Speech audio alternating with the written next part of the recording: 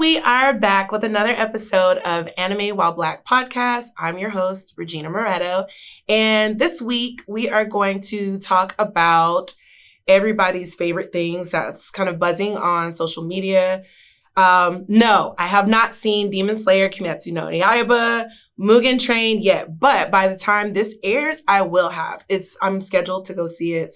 I'm going to see it tomorrow, Tuesday, and I am prepared for all the tears you all have told me about. I kind of was putting off seeing it because, one, busy, but I get like this with shows where I'm not ready to let go of characters, and I will stall because it's like, I'm going to miss them. The same thing with originals. I haven't finished it, and it's been done for years, and I'm not ready to see all of them die.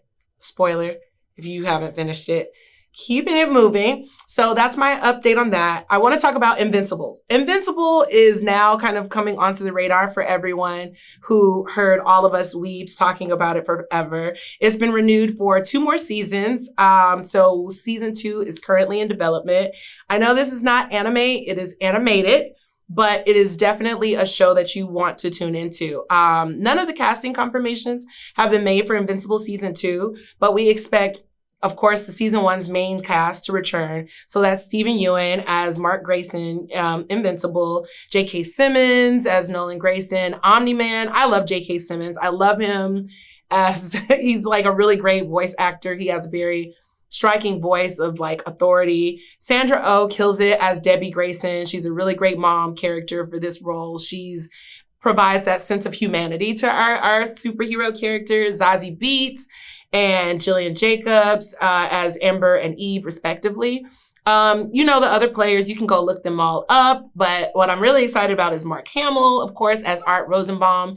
Mark Hamill kills it in anything that he's in. I mean, Star Wars, The Joker, he's just a very notable voice actor. So moving on from that, getting into the series, the comic was fun, but I don't know how they'll adapt it going forward into season 2 because the plot lines get very, very convoluted and just all over the place. So they can take it a couple of ways. I'm not going to give any spoilers or details. You know, I'm very good at being vague. So if you were tuning in for specifics, too bad.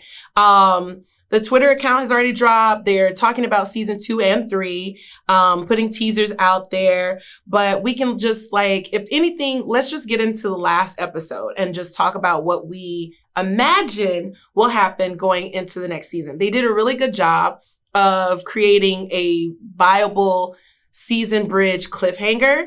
And spoiler alert, if you have not seen all of Invincibles or even finished the last episode, turn me off now. Here we go, getting into it. So first look at Invincible episode 8, Mark, aka Invincible, and the Guardians of the Globe are all that stands between the Viltrumi's attack or siege on Earth. And of course, Omni-Man was supposed to conquer the planet for the Viltrumite Empire, but he realized he couldn't kill Mark.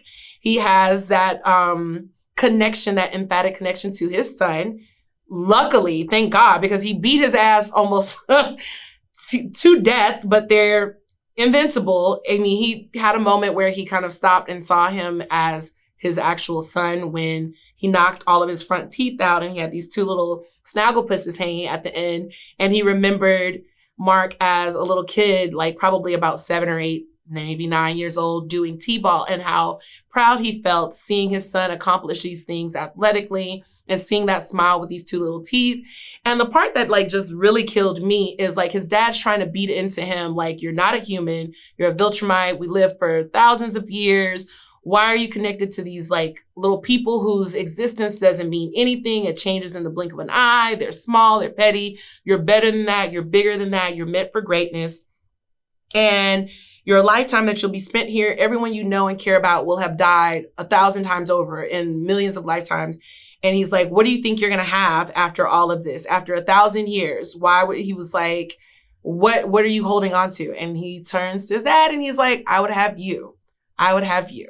And so, of course, that pulled on my heartstrings and it obviously reached Omni-Man because he flies off, and like as he's flying out of the atmosphere off of Earth, and you see like in the trailing distance like a little water bubble so that we can kind of understand that he had a tear, that, you know, he's hurt. I have some notes about Omnidad. I feel like Omnidad, really, that's what we should call him. I mean, like from the moment that he found out Mark had powers, he transformed. Before, he was like this super loving dad that was just like, I'm a superhero and my little human baby and my human wife. Like it was just very patronizing, but he was good about it. He seemed to be very there. I don't know. Fuck it. He seemed nicer. And then when he found out his son had powers, he went in and destroyed the original Guardian, global Guardians, whatever, Guardians of the Globe. He like killed all of them mercilessly. So I spent a lot of time trying to dissect that. Like, I think he killed these people to make room for his son. That was what I first thought about.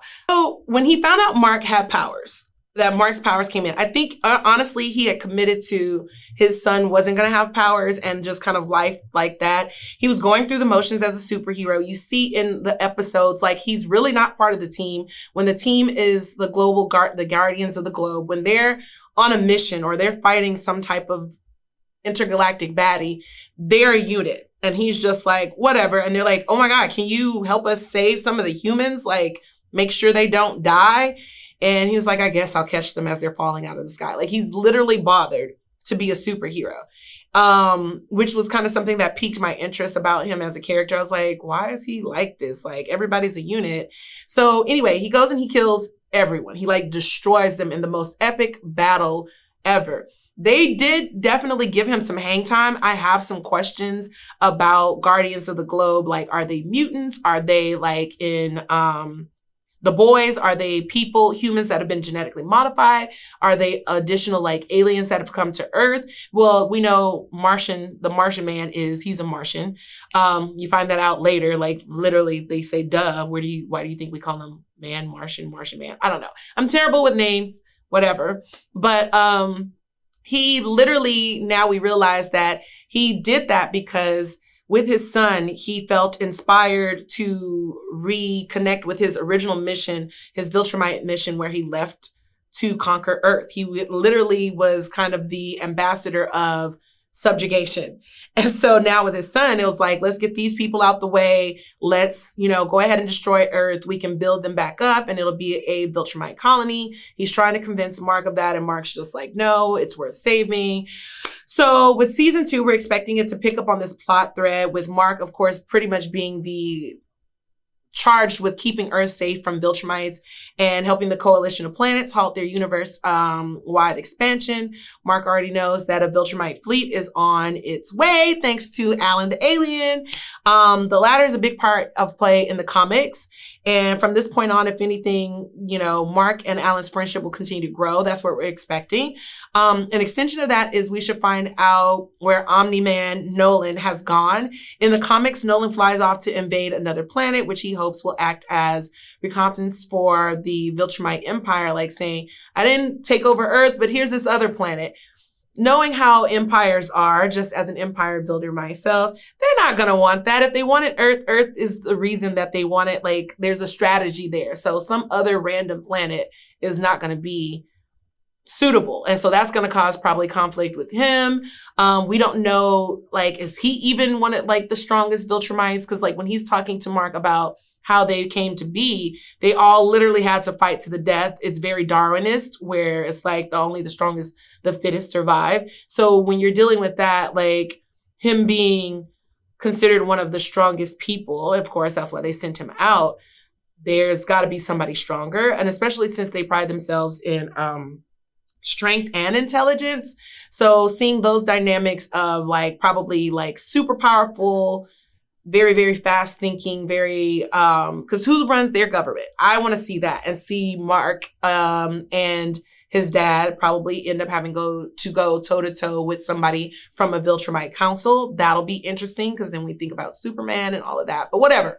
If nothing else, we'll definitely be entering into cosmic territory. I like to see the word extraterrestrial stuff because, yeah, it's outside of Earth, so extraterrestrial. Some new aliens, whatever. So I am so excited about the Yasuke series. I'm really expecting a lot from it because as a weeb and as a blurred, we have literally been like, we want more Black characters in anime that are not problematic. And then Netflix was like, say less. We have a whole Japanese department for creating American anime for us. And they gave us Yasuke. What's really exciting about this is the voice actor, Lakeith Stanfield, but also I just started watching it. So I can't give you a full review on it. I know I said like a couple episodes ago, I was going to binge watch it and give you my notes, but I am sorry. Life happened. And also, like, as I got into it, the story is really well written. I feel like it has a lot of depth to how they're trying to give a fairy tale take on this lore behind this actual Black samurai that existed and try to build what I like about animes anyway is they'll take actual lore, actual legends, real historical events and build on it in a fantasy way. And so that is definitely what is being crafted here with Yasuke. The animation is beautiful. The characters are very well drawn, and the soundtrack and how the story flows is very good. I love the technology because there's some Gundam mecha stuff going on in feudal era Japan with this story, which is really cool. It brings in a little bit of the way they incorporate, I guess you could say, demons, which is always a running theme in anime, or people having extra powers. I feel like it's a little bit of supernatural dynamic, a little bit of like, oh, these are demons, or this is their culture and they have these powers, because it's in this series and in this story, Japan is coming into that point where they are starting to see outside influences from colonizers and the international people who are coming in and wanting to trade with coastal parts in Japan, and the struggle of them being used to being a very, very closed country, not dealing with outsiders, extreme xenophobia. And it's very interesting to see this dynamic in how that comes to play, because we do know that this is at the same time that they were being visited by outsiders and doing trade and doing business, and in some cases, like different lords using that to their advantage to, of course, fight against other lords. So it's a lot of different things going on as far as timeline, history, plot, devices here, but I feel like it's a very in-depth version of storytelling that deserves undivided attention. So I'm going to go at a healthy pace instead of binge watching it all in one day. I'm intrigued by the story so far. I can tell you that. I very much think it's worth the watch. If at the end I hate it, I'm sorry, and don't blame me. But I mean, let's get into the things I like about the series. I love the animation, the character design, the soundtrack, the immersion of extremely high tech in the feudal era Japan story so far. Things that I feel could be better. The voice acting of Lakeith Stanfield. I like him as an actor. I love him. I love him in Get Out. I love him in Sorry to Bother You. What is it, ATL or Atlanta? I love him in those different things. But he has a very deadpan way of talking for this character. It's very it is very slow and deliberate. And I feel like in points where the character should have some energy and voice inflections to show and express emotions, he's one note. This is my thing that I've noticed as more TV movie actors are coming into the voice actor space.